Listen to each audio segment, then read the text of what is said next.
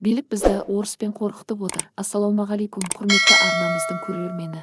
Қазақ әдебиеті газетінің бас редакторы Дәурен Қуат қазақ елінің сыртқы геосаяси ахуалы мен билікке қатысты өткір пікір білдірді. Жазушының пайымдауынша, сыртқы саяси күштердің қазаққа ықпалы алып қашпа әңгіме ғана. Қазақ еліне дәл қазіргі уақытта ұлттық бірегейлік пен ұлттық рухты нығайтуға күш салу қажет. Билік бізді орыспен қорқытатын. Әлі де қорқытып, қос үрейлі қылып отыр. Орыс бізді Қытаймен қорқытып келеді. Орыстың қазақты қорқытатын бүжәйі бір Қытай емес, Ауғанстан Талибан билігі. Қала берді Ақш пен Батыс Қазақстан тісек нышанынан тұтаса да болады. Қытай бізді қара нөпір халқымен, ықтимал экспансиясымен үрейлендіруде.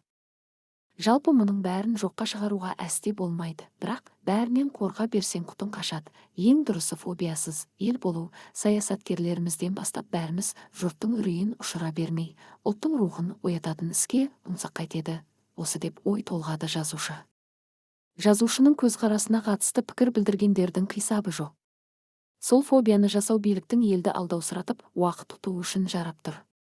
Болмаса, бүгінгі геосаясатты зерделесек, батыл қадамдарға баратын қанша орайдан айырылып жатырмыз. Демек, осы ахуал билік үшін өз мүдделеріне жаратуға керек деп аяқтады.